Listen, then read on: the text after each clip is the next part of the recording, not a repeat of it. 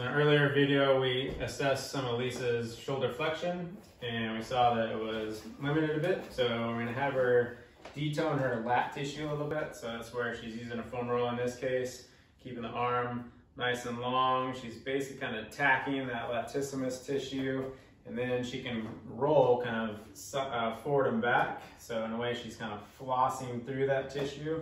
Do you have any tender spots when you're doing that? Yeah, right there. Yeah, so hold on those tender spots and then kind of move side to side, which is basically kind of, in a way, it's like someone sawing through some of that tissue. Feels really good. Mm-hmm. Make sure you're breathing deeply when you go through this. Normally you do that for about 2 minutes. We're not going to spend full 2 minutes on this. And then I would have her back it up by just lying on her back,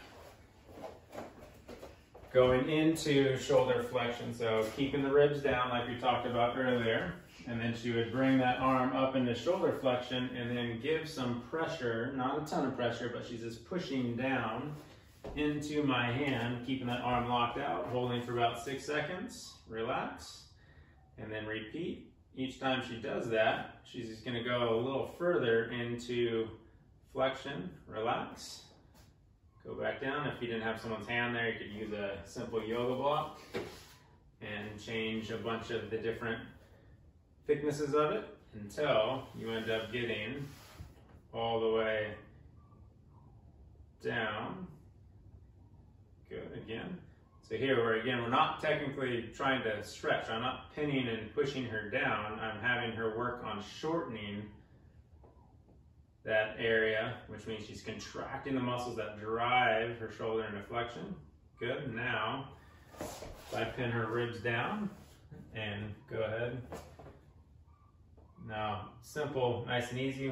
And then we didn't do anything to this other side, so be curious to see what happens on this side. Bring that arm back down.